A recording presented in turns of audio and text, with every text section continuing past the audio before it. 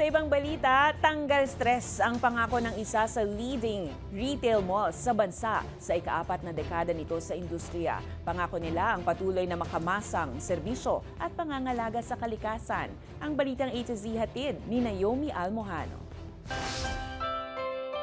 Buwan to sawang shopping, walang umay na kainan at simpleng window shopping. Ilan lang ito sa mga karaniwang gawain ng mga Pilipino kapag pumupunta sa mall. Madalas kasama ang pamilya, barkada, katrabaho o di kaya na may kahit solo trippings lang. Kaya naman sa ika-40 taon ng isa sa pinakamalaki at leading retail mall sa bansa, mas layo nilang palakasin ang serbisyo sa publiko. During the pandemic, we realized it's not all business. Really, you have to also give back to the community that help you during good times. They want spaces. They want more place to where they could really de-stress. Patuloy din ang pangako ng mall na walang puwang ang gender-based discrimination sa kanilang mga empleyado.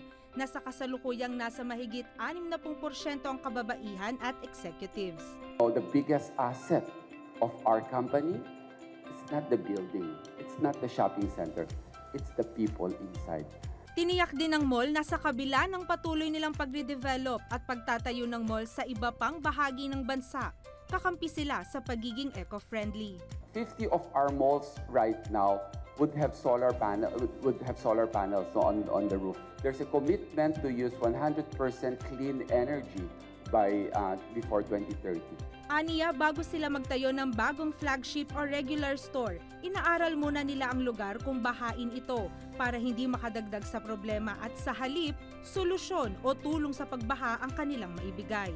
Sa ngayon, nasa 88 na ang branches ng mall sa buong bansa at target na maabot ang bilang na 115 hanggang 2030.